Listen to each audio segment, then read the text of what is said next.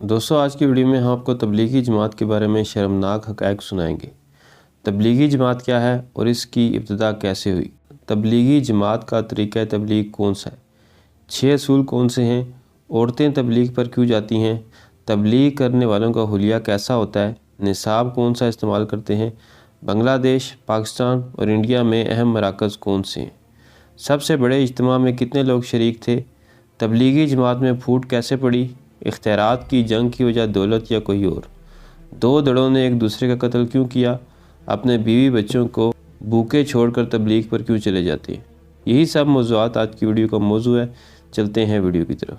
تبلیغی جماعت عصر حاضر کی ایک مؤثر اسلامی تحریک ہے جس کی بنیاد 1305 شمسی میں مولانا محمد الیاس نے رکھی۔ اس تحریک نے تبلیغ اسلام کی غرض سے دہلی کے قریب میوات نامی علاقے سے اپنے کام کا آغاز کیا اور آہستہ آہستہ پورے ہندوستان اور پھر بر صغیر حتیٰ کہ دیگر ممالک میں بھی پھیل گئی، یہاں تک کہ آج یہ دنیا بھر میں معروف ہے۔ تاسیس: تبلیغی جماعت پہلی جنگ عظیم کے بعد ہندوستانی مسلمانوں کی ابتر سیاسی اور معاشرتی حالت کے دوران ظاہر ہوئی۔ اس زمانے میں ہندوستان کے مسلمانوں کی مذہبی اور سیاسی قیادت تفرقے کا شکار تھی۔ ان حالات میں مولانا محمد الیاس نے دین سے دوری کو مسلمانوں کی ہر قسم کی بدبختی قرار دیا۔ ان کا خیال تھا کہ پوری قوت سے دین کی تبلیغ کی جائے اور جب تک مسلمانوں میں دینداری رائج نہ ہو ہر قسم کی دوسری سرگرمیاں من جملہ سیاسی فعالیت سے اجتناب کیا جائے۔ الیاس صاحب نے تبلیغی جماعت کے سرگرم ارکان کو فرقہ واریت سے دور رہنے کا کہا۔ انہوں نے تبلیغ دین کا جو طریقہ کار اختیار کیا اس میں مبلغین کی ذمہ داری تھی کہ اپنے سامعین کے ساتھ ہر قسم کی بحث اور جھگڑے سے پرہیز کریں اور توہین کو برداشت کرتے ہوئے اپنی دعوت اور تبلیغ کو جاری رکھیں۔ ان کا خیال تھا کہ تبلیغ پیغمبر اکرم کے زمانے کی طرح انفرادی شکل میں ہونی چاہیے۔ آغاز اور طریقہ کار: الیاس نے اسلام کے بنیادی اصولوں کی تبلیغ کا آغاز اپنے آبائی علاقے میوات ہندوستان میں کیا اور کچھ مدت کے بعد انہی لوگوں میں سے کچھ جماعتوں کی تشکیل کی اور انہیں تبلیغ دین کی غرض سے میوات کے اندرونی اور بیرونی علاقوں کی طرف روانہ کیا۔ اس کام میں 10 افراد پر مشتمل ٹولی کو منظم کیا گیا اور پھر انہیں جماعت کا نام دیا گیا اور انہیں کسی طے شدہ پروگرام کے تحت تبلیغ دین کے لیے مختلف علاقوں کی طرف روانہ کیا گیا۔ ہر جماعت اپنی منزل تک پہنچنے کے بعد وہاں کی کسی مسجد میں قیام پذیر ہو جاتی اور ایک سادہ طریقے سے تبلیغ کا آغاز کر دیتی۔ یہ پروگرام 15 نقطوں پر مشتمل تھا جس کا بعد میں 6 اصولوں میں خلاصہ کر دیا گیا۔ 6 اصول: تبلیغی جماعت کے 6 اصول یہ ہیں۔ نمبر 1 کلمہ طیبہ، نمبر 2 نماز، نمبر 3 علم و ذکر، نمبر 4 مسلمانوں کا احترام، نمبر 5 خلوص نیت، نمبر 6 دعوت و تبلیغ۔ مولانا الیاس کے بعد: مولانا محمد الیاس کی وفات کے بعد ان کے اکلوتے بیٹے مولانا محمد یوسف کو امیر جماعت مقرر کر دیا گیا۔ ان کی وفات کے بعد مولانا انعام الحسن جماعت کے تیسرے امیر منتخب ہوئے۔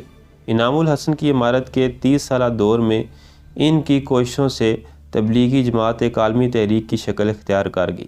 انعام الحسن کی 1374 شمسی کو دہلی میں وفات کے بعد جماعت کا کوئی امیر مقرر نہیں کیا گیا اور جماعت کے امور کو شورا کے سپرد کر دیا گیا۔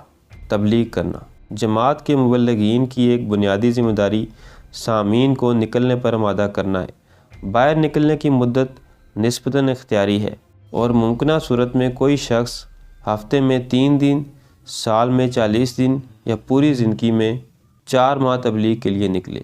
باہر نکلنے کو تبلیغی جماعت کا بنیادی منشور سمجھا جاتا ہے۔ مرد و زن مبلغ: تبلیغی جماعت کے قائدین نے جماعت اور تبلیغ دین کی سرگرمیوں کے لیے 6 اصولوں کے علاوہ کسی چیز سے آشنائی کی شرط عائد نہیں کی، لہٰذا عام لوگ بھی کم آگاہی کے باوجود مبلغ بن سکتے ہیں اور لازمی نہیں ہے کہ روانگی سے پہلے مخصوص تعلیم حاصل کی جائے۔ خواتین بھی محرم کے ساتھ تبلیغ میں جا سکتی ہیں۔ مبلغین کا لباس: تبلیغی جماعت کے قائدین تاکید کرتے ہیں کہ مسلمان اپنے ظاہر کو پیغمبر اکرم۔ مبلغین کا لباس: تبلیغی جماعت کے قائدین تاکید کرتے ہیں کہ مسلمان اپنے ظاہر کو پیغمبر اکرم اور صحابہ کرام کے ظاہر کے ساتھ ہم آہنگ کریں، لہٰذا جماعت کے مبلغین کے ظاہر کی اس طرح تصویر کشی کی جا سکتی ہے۔ بہت سادہ لباس عام طور پر سفید رنگ کا لمبا اور کھلا کرتا، کھلی شلوار کے جس کے پائنچے ٹخنوں سے اوپر ہوتے ہیں، سر پر ٹوپی یا مخصوص امامہ، لمبی داڑھی اور عام طور پر تراشی ہوئی مونچھیں، کندھوں پر بستر کا سامان اور ہاتھ میں کھانا پکانے کے سامان کا تھیلا۔ امیر کی تقرری۔ اہم امور کو چلانے کے لیے جماعت کے بزرگ مشاورت کے ساتھ مرکزی امیر کو تا حیات متعین کرتے ہیں اور وہ ضروری معاملات میں مشاورت کے لیے ایک شورا کا انتخاب کرتا ہے۔ ہر ملک کے لیے ایک امیر کو متعین کیا جاتا ہے اور امیر جماعت ہی یہ کام انجام دیتا ہے۔ دفتر۔ تبلیغی جماعت کے قائدین مختلف علاقوں میں دفاتر کے قیام سے اجتناب کرتے ہیں۔ وہ مسجد کو اپنی سرگرمیوں کے مرکز کی حیثیت سے جانتے ہیں۔ ان مساجد میں کسی قسم کا تنظیمی ڈھانچہ موجود نہیں ہوتا اور ہر شخص جماعت کا حصہ بن سکتا ہے اور جب چاہے جماعت کو ترک کر سکتا ہے۔ نشریات۔ مولانا الیاس امر تبلیغ میں ہر قسم کی تحریر کے مخالف تھے اور ان کا خیال تھا کہ مؤثر انداز سے عملی زندگی ذہنوں میں تبدیلی پیدا کر سکتی ہے۔ اس کے باوجود وہ بعض لوگوں کی تحریروں کی تائید کرتے ہوئے ان سے استفادہ کرتے ہیں، جیسے حیات المسلمین، مولانا اشرف علی تھانوی، تعلیم الاسلام، مفتی کفایت اللہ اور مولانا محمد زکریا کی تالیفات۔ اصلی مراکز۔ آج ہندوستان، پاکستان اور بنگلہ دیش تبلیغی جماعت کے اصل مراکز ہیں، یہاں تک کہ دنیا میں اس جماعت کا تعارف بر صغیر کی تبلیغی تحریک کے عنوان سے ہے۔ جماعت کے بڑے اجتماعات بھی انہی 3 ممالک میں منعقد ہوتے ہیں۔ زیادہ تر تبلیغی جماعتیں انہی 3 ممالک سے دنیا بھر کے دوسرے ممالک میں روانہ ہوتی ہیں۔ بین الاقوامی اور سالانہ اجتماع۔ جماعت کا ایک اہم پروگرام بڑے اجتماعات کا انعقاد ہے۔ ایسے ہی ایک اجتماع میں بنگلہ دیش میں شرکا کی تعداد فروری 2000 کے اوائل میں 3 ملین تک جا پہنچی تھی۔ تبلیغی جماعت کا پہلا اجتماع سن 1941 کو 25,000 افراد کی شرکت کے ساتھ میوات میں منعقد ہوا تھا۔ پاکستان میں رائے ونڈ کا اجتماع۔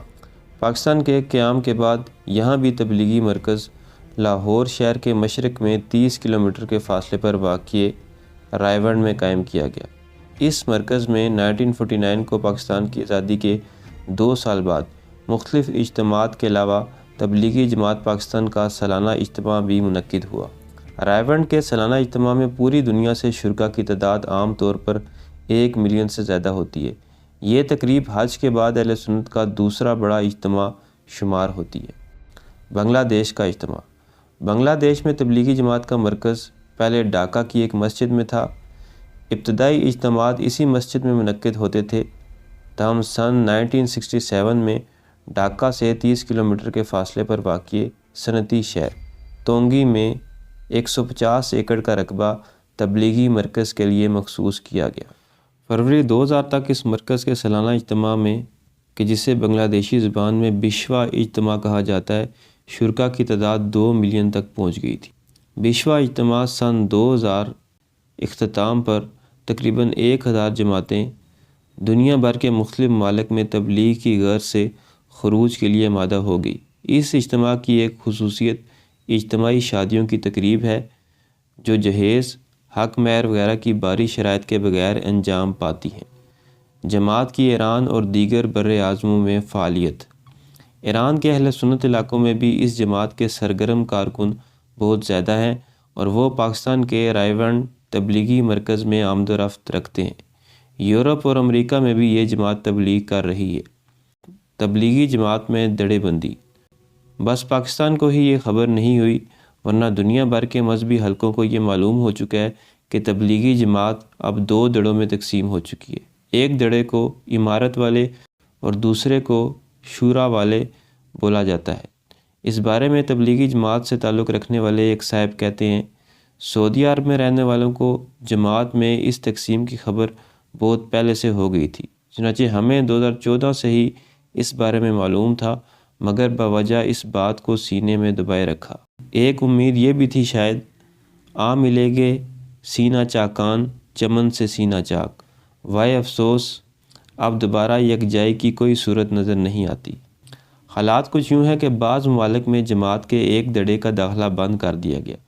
یوں تو چند ایک ممالک کو چھوڑ کر ساری دنیا میں تبلیغی مراکز قائم تھے، تاہم تبلیغی جماعت کا بنیادی مرکز دہلی میں بستی نظام الدین میں واقع تھا، کہ جہاں سے یہ تحریک اٹھی تھی۔ اس کے علاوہ دنیا میں 3 بڑے مراکز اور تھے، پاکستان میں رائیونڈ مرکز، بنگلہ دیش میں کاکریل مرکز اور برطانیہ میں ڈیوزبری مرکز۔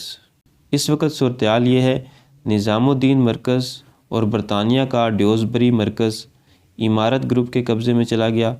بنگلہ دیش کے کاکریل مرکز کا جھگڑا وہاں کی حکومت نے طے کیا ہے، اور وہ یوں کہ ہفتے میں 3 دن یہ مرکز ایک گروپ والوں کے کنٹرول میں ہوتا ہے، جس کے بعد وہ لوگ اپنے رجسٹر وغیرہ اٹھا کر لے جاتے ہیں اور اگلے 3 دن دوسرا گروپ وہاں کا انتظام سنبھال لیتا ہے۔ البتہ پاکستان کا رائیونڈ مرکز صرف شورا گروپ کے کنٹرول میں ہے۔ غالباً 2019 میں بنگلہ دیش اجتماع کے موقع پر تبلیغی جماعت کے دونوں دھڑوں کا تصادم ہوا، جس میں محتاط اندازے کے مطابق کم از کم 1 درجن تبلیغی کارکنوں نے جان کی بازی ہاری اور سینکڑوں زخمی ہوئے۔ توکل۔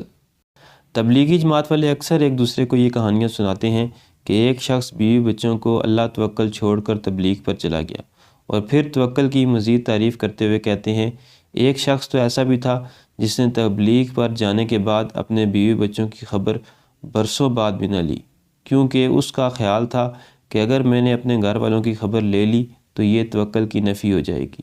ان کے اس طرح کے توکل پر اکثر اعتراض کیا جاتا ہے۔ آپ ہمیں توکل کی اس تعریف کے بارے میں ضرور آگاہ کیجیے گا۔ کیا یہ توکل کی درست صورت ہے یا اپنی ذمہ داریوں سے بھاگنے کی رائے فرار؟ اس کے علاوہ تبلیغی جماعت میں لڑکوں کے ساتھ بدفعلی کے واقعات بھی رپورٹ ہوئے ہیں، جس کے بعد اب نابالغ بچوں کی اپنے کسی قریبی رشتہ دار کے بغیر تبلیغ کرنے پر پابندی عائد کر دی گئی ہے۔ تو دوستو، یہ تھی میری آج کی ویڈیو پسند ہے تو چینل کو سبسکرائب کریں۔ ملتے ہیں اگلی ویڈیو میں۔ اللہ حافظ۔